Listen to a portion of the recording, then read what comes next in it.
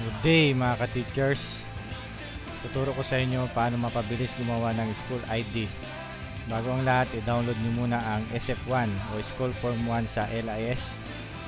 Then, kung hindi pa kayo member ng DepEd School Forms Automation for Elementary, Secondary, and Senior High School, punta lamang kayo sa Facebook group na ito. Then, makikita nyo dito kung saan i-download yung mga files. Ito ay nasa aking Google Drive.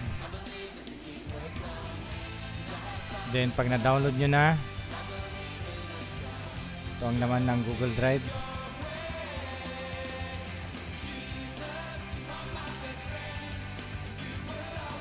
Yan. I-run nyo itong DF Auto 3.4. Yan.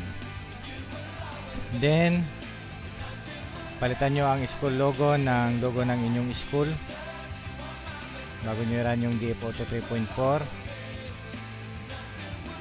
Pag napalitan nyo na, lagay nyo mga picture ng student sa More, ID, Student Pictures.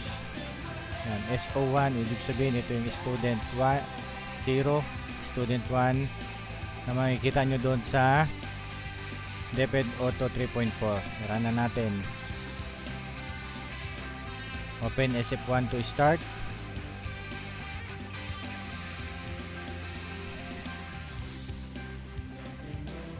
Buksan ko ang senior high school, SF1 grade 12, Agri. Then bago kayo makagawa ng ID, install barcode font. Click nyo lang yan para ma-install yung barcode. Pag na-install na, click nyo School ID Creator. Yan.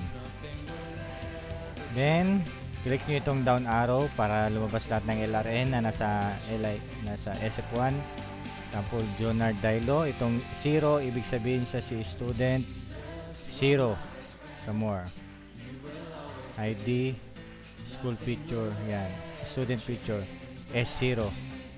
Ibig sabihin siya si student 01.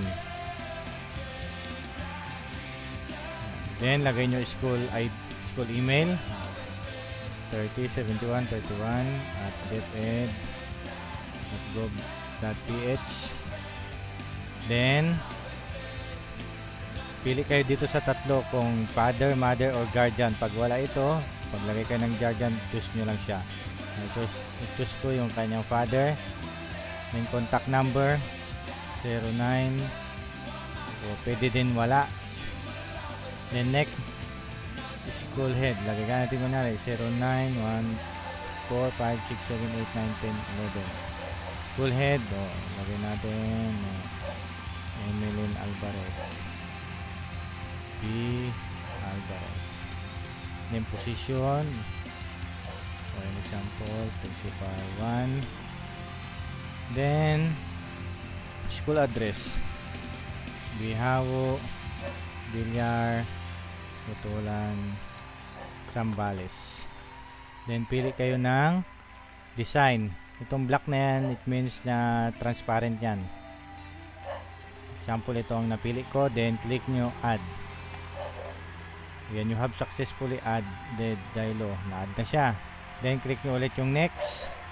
O yan, tanggalin nyo lang itong suffix kasi itong pangalan niya De La Cruz. Check nyo yung pangalan De La Cruz. First name Edward, then Bantala, yan. Then example, mother naman pinili ko. Then add nyo ulit. Okay, example, dalawa lang, gawin natin tatlo. Yan, ito ulit, mali yung kanyang suffix. Middle name San Juan. Then first name Marlon, and De La Cruz. Then add. Okay na. Then pag okay na lahat na yung mga ID, yung mga nakadon na name ng student, click nyo lang yung save.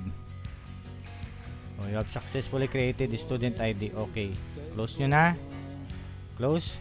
Mapupunta yun sa folder na More ID, School ID. Yan.